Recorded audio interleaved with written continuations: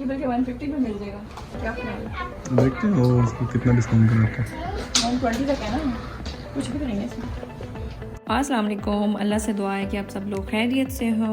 आज के व्लॉग में हम बहुत ही खास शॉपिंग करने जा रहे हैं। खास इसलिए क्योंकि हमें अल्लाह के घर से बुलावा आ गया है। बहुत सारे टाइम से हम इस कोशिश में थे कि हम उम्रा कर लें। जब बुलावा आता है ना तो बस तभी आता है, कुछ ना कुछ रीजन बन जाती है ना जाने की। अल्हम्दुलिल्लाह now we are ready to go. तो मैंने सोचा कि क्यों ना उस तैयारी में अबाया खरीदा जाए। सऊदी अरेबिया शिफ्ट हुए हमें तीसरा साल है और हम मक्का भी तीसरी बारी जा रहे हैं। साल में एक बारी हमारे लिए उम्रा पॉसिबल होता है। बस अल्लाह अपने घर के दरवाजे हम पर खोले रखे। उम्रा करने के लिए सबसे पहले मुझे अबाया ही लेना होता है। शायद मक्का में हमें इतना टाइम ही नहीं मिलता और इस बार तो हमने कोनैन की भी अबाया शॉपिंग की। अच्छा है ना, ऐसे वो बहुत शौक से उम्रा भी करेगी और तसल्ली भी हो जाएगी इसकी। चले मैं आपको रॉयल मॉल की इस शॉप का विजिट भी करा दूं। यहाँ बहुत सारे अबाया थे और इस बंगाली भाईजान ने हमें काफी सारा डिस्काउंट दे दिया। अच्छी बात ये हुई कि लैंग्वेज बैरियर ना होने की वजह से डिस्काउंट जल्दी मिल गया और प्राइस जल्दी ही फाइनल हो गई।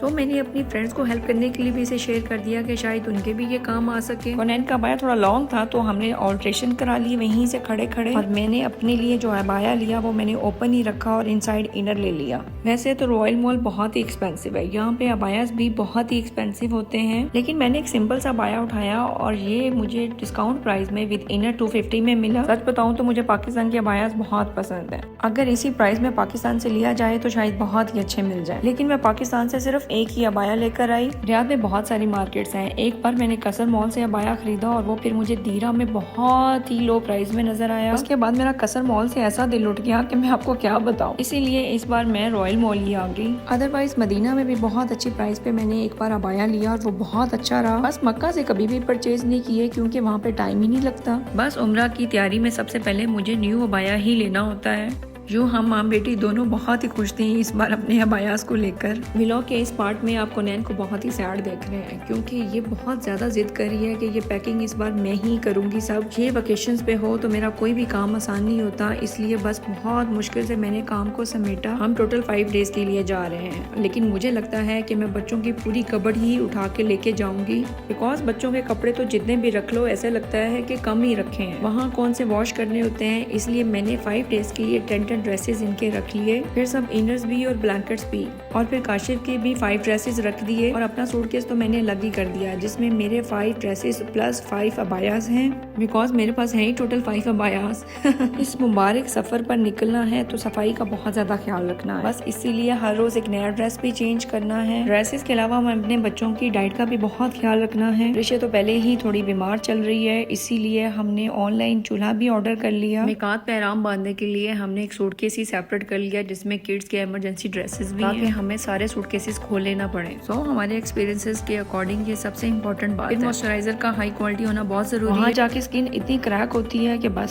सो ये परचेज करना बहुत ही जरूरी था। दिल तो चाह रहा है कि अपना फुट मसाजर भी रख दूं जितना वहाँ चलना पड़ता है, लेकिन भाई फुट मसाजर का टाइम नहीं लगता वहाँ पे, बच्चों के साथ तो बिल्कुल भी नहीं। बस अभी अपनी पैकिंग को कम्प्लीट करते हुए हम थोड़े से बर्तन भी रख लेंगे ताकि कोनैन और प्रिशे के लिए कुछ खाने पीने में बना सकूं। हम खुद तो डेफिनेटली बाहर से ही खाएंगे, अब थोड़ा आइडिया भी हो गया है कि कहाँ से क्या मिलता है। वहाँ पहुँचने के बाद हम आपके साथ बहुत कुछ शेयर करेंगे, so please be connected. Kashif के ऑफिस को लेकर छुट्टी बहुत मुश्किल हो गई इस बार, तो हमने सोचा कि रात का सफर नहीं करेंगे। पहली बात तो ये कि रियाद से मक्का का सफर 10 घंटे में पड़ता है और ये 10 घंटे भी सहरा के होते हैं। रास्ते में छोटे छोटे शहर आते हैं जरूर, लेकिन वहाँ पे स्टे बिल्कुल भी पॉसिबल नहीं लगता बिकॉज शहर के अंदर जाके नई चीजें ढूंढने में बहुत टाइम लग जाता है। और हमें जितनी छुट्टी मिलती है हमें तो बस डायरेक्ट मक्का ही पहला स्टॉप लेना चाहिए। फिर भी हम पहला स्टॉप ताइफ में लेते हैं और वहीं के मिकात से हम रेडी होकर उम्रा के लिए निकलते हैं, आराम बांध लेते हैं। इससे पहले हम जब भी गए ताइफ में एक रात का स्टे कर लेते हैं, लेकिन इस बार हमने डायरेक्ट मक्का जाने का ही इरादा किया हुआ है। इंशाल्लाह जाते ही इंशाल्लाह हम उम्रा कर लेंगे। यूँ हमने मक्का पहुँचने से पहले ही होटल की बुकिंग करा ली है। बहुत सारी एक्साइटमेंट्स, बहुत सारे सरप्राइजेस आपके साथ शेयर करने को हैं इस उम्रा को लेकर। इस पर बहुत कुछ प्री प्लान्ड है हमारी तरफ से, लेकिन आपके लिए बहुत सारे सरप्राइजेस होंगे। Please keep following, keep commenting and keep sharing. और आप सबसे रिक्वेस्ट है कि प्लीज हमें अपनी दुआओं में जरूर याद रखिएगा, जैसे आपको हम अपने व्लॉग्स के थ्रू याद भी रखेंगे और बहुत सारी चीजें शेयर भी करेंगे। अल्लाह आपके नसीब में भी ये जियारत करे और आपको तौफीक भी दे। मिलते हैं नेक्स्ट व्लॉग में। अल्लाह हाफिज।